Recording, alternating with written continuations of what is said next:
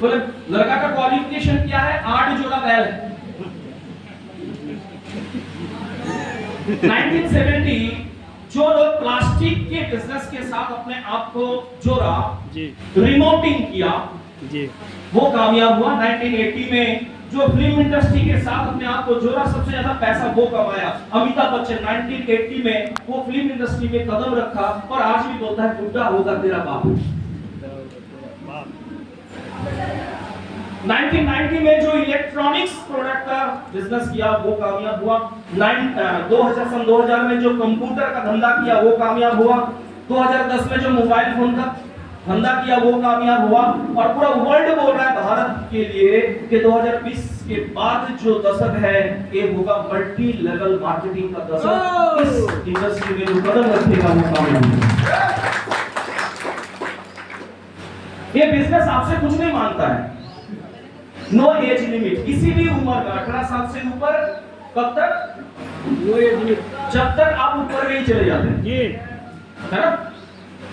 किसी भी उम्र में आप आर्ट्स को शुरू कर सकते हैं, राइट सर? जी सर।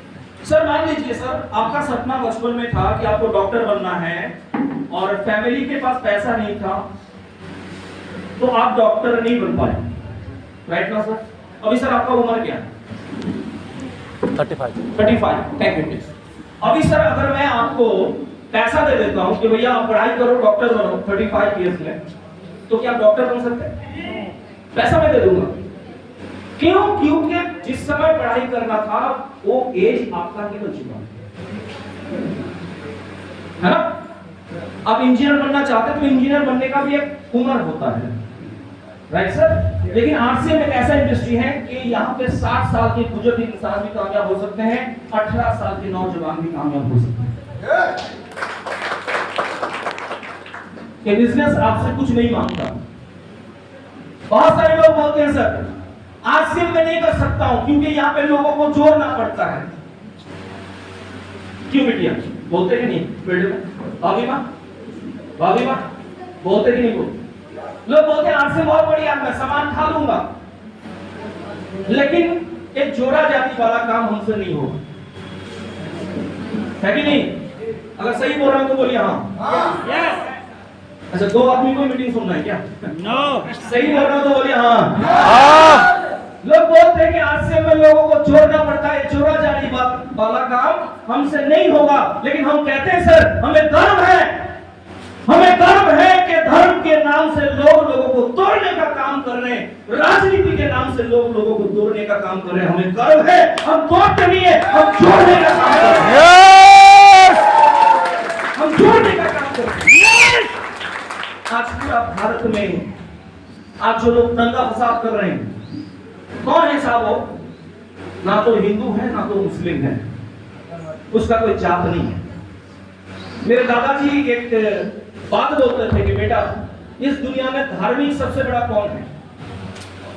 तो मेरे दादाजी बोलते थे कि जो मंदिर में जाके माथा टेकता है वो धार्मिक नहीं होता है, जो 5 नमाज पढ़ते हैं वो धार्मिक नहीं होता है। धार्मिक तो वे इंसान होते हैं जो दूसरे धर्म की सम्मान करना जानता है। वाह जी। Yes sir. आरसीएम तोड़ने का काम नहीं करता है, आरसीएम जोड़ने का काम करता है। सम्मान करने का काम करता है। आरसीएम तोड़ने का काम नहीं करता है, आरसीएम जोड़ने का काम करता है। ये बिजनेस आपसे कुछ नहीं मांगता। No gender. प्रियंका को जानते हैं कोई यहाँ पे? प्रियंका छाबरा नहीं, चौदह। प्रियंका, उसका घर है गुड़गांव में और वो एक किन्नर है, किन्नर।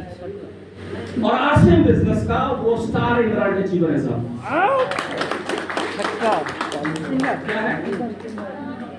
एक किन्नर अगर स्टार एमराल्ड अचीवर बन सकता है, महीने में 2.5 लाख रुपए इनकम दे सकता है, तो अपने आप को झापर करना चाहिए कि मैं क्यों नहीं कर सकता? कर सकता भी नहीं कर सकता। मुन्नी केरकेटा बोल के एक लेडी है, मेरे ही टीम में है, उनका उम्र है 65 साल। उनका घर है सिमडेगा, झारखंड में।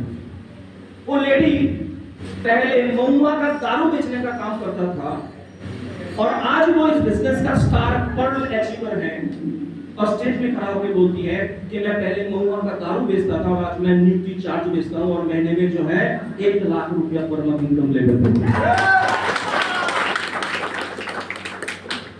मेरे टीम में है, रिंकू जी के टीम में है नजरुल मोल्ला बोल के एक जन व्यक्ति जो अनपढ़ है, अंगूठा छाप है साहब। वो प्लान कैसे दिखाते जानते हैं? वो पत्थर का जो गिट्टी होता है ना, गिट्टी जी, है ना, वो 7 गिट्टी लेके जाता है, टेबल में रखता है। एक गिट्टी को बोलता है कंपनी, एक गिट्टी को customer, retailer, distributor, wholesaler, share agent, advertisement company. और उसके बाद बोलता है कि बीच का जो गिट्टी है उसको हटा देता है, बोला कि आरसीएम डायरेक्ट।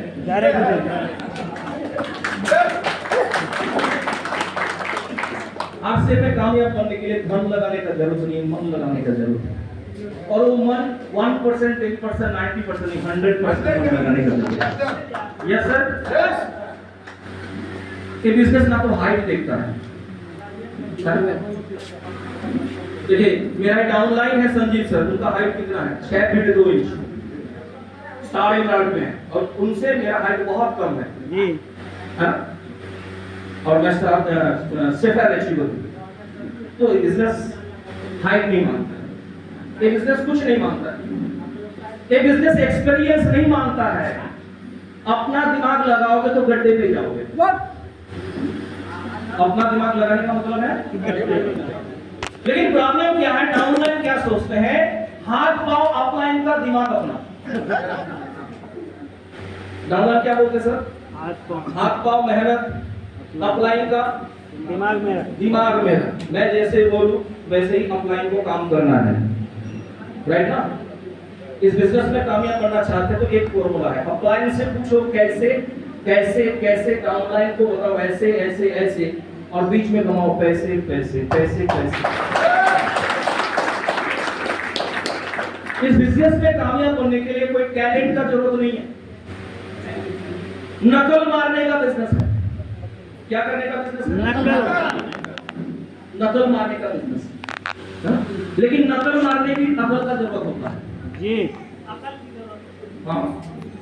हाँ, एक बार क्या था, एक इंटरव्यू में मैं गया तो 3 एग्जामिनर बैठे हुए थे, अंदर में एक स्टूडेंट था, उससे सवाल पूछा गया था, तो वो इंटरव्यू देके बाहर आ रहे थे। तो ह्यूमन साइकोलॉजी होता है कि हमेशा पूछा जाता है, बाहर जो स्टूडेंट होते हैं भीतर से जो आते हैं उनसे पूछते हैं कि क्या सवाल किया गया था। तो मैंने भी पूछा कि भैया क्या सवाल किया गया? उसने बोला कि 3 सवाल। पहला सवाल, भारत का प्रधानमंत्री का नाम क्या? तो मैंने पूछा जवाब क्या? बोले नरेंद्र मोदी। Right, correct. तो दूसरा सवाल पूछा गया कि भारत देश आजाद कब हुआ? तो मैंने बोला जवाब, तो बोला 1857 में योजना चालू हुआ, 1947 15 अगस्त को देश आजाद हुआ। Very good. उसके बाद तीसरा सवाल पूछा गया कि पृथ्वी जो है ये गोल है या चपटी? तो मैंने पूछा कि जवाब, तो उन्होंने बोला बहुत सारे जियोग्राफी किताब में लिखा हुआ है कि गोल है और बहुत सारे किताब में लिखा हुआ है कि थोड़ा सा चपटी है। तो मैंने जवाब दिया रिसर्च चल रहा है, रिजल्ट आना बाकी है।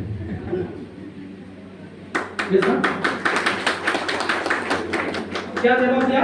रिसर्च चल रहा है, रिजल्ट आना बाकी है।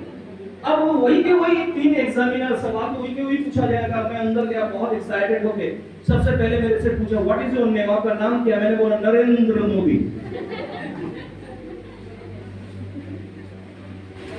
तो 3 एग्जामिनर ना घूर घूर के मेरे को देख रहे, तीनों के तीनों।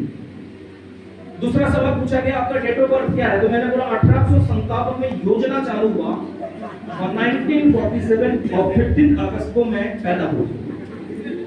तो तीनों एग्जामिनर गुस्से से लाल हो गया, मेरे से पूछा कि तुम पागल है या हम पागल? तो मैंने तीसरा आंसर मैंने किया रिसर्च चल रहा है, रिजल्ट आना बाकी है।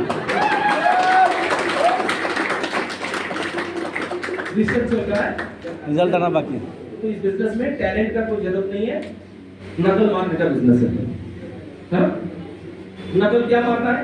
मीटिंग में आना जी, इसका नकल मारना, प्लान दिखाने के लिए जाना, इसका नकल मारना, जब भी घर से बाहर निकले फील्ड में बैग लेके निकलना जी, इसका नकल मारना है। कम से कम बैग में 5000 का सामान हो। सिर्फ जय आरसीएम बोलने से नहीं होगा भैया। जय बात, सिर्फ जय आरसीएम बोलने से दाल नहीं गलेगा, सामान तो बेचना पड़ेगा। 10,38,630 चाहिए महीने का, और सामान नहीं बेचोगे और तुम गिटार बजाओगे, इससे नहीं हो।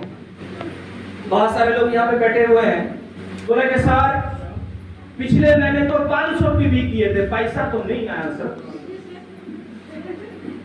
500 पीवी किए तो 5 लाख आना चाहिए आपके घर में। क्यों, सही बोल रहा हूं ना? इस अभियान के अंदर कामयाब बनना है तो आपका एक गोल होना चाहिए, आपका एक टारगेट होना चाहिए, वो है डायमंड क्लब। ये डायमंड क्लब।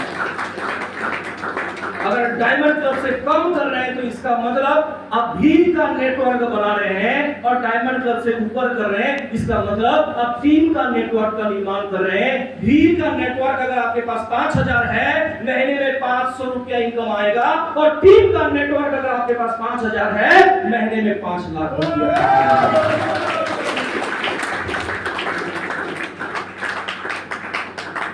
क्या करना होगा? डायमंड क्लब, भीड़ का नेटवर्क, टीम का नेटवर्क। भीड़ यूं ही बन जाता है, टीम को बनाना पड़ता है, भीड़ कौन है? जो 5,000 पीपी से कम करता है वो भीड़ है। टीम कौन है? जो 5,000 पीपी से ज्यादा करते हैं वो टीम है। जो मीटिंग में नहीं आते हैं वो भीड़ है, जो मीटिंग में आते हैं वो टीम है। जैसा जो काम दिखाने के लिए फील्ड में जाते हैं वो टीम है, जो घर में सोए रहते हैं वो भीड़ है। जो अपलाइन से पूछता है मेरा एल क्यों नहीं बढ़ रहा है, वो भीड़ है। और जो दोनों ग्रुप को ग्रो करने के ऊपर काम करते हैं वो टीम है। यस सर, तो आज के बाद क्या करना पड़ेगा? टीम का निर्माण करना पड़ेगा ना। और टीम का निर्माण वही कर सकते हैं जो लीडर है जी। और अपने आप को लीडर बोलने से आप लीडर नहीं बन जाते हैं, क्योंकि टीम जिसको लीडर मानता है वो लीडर होता है। Hello, yes.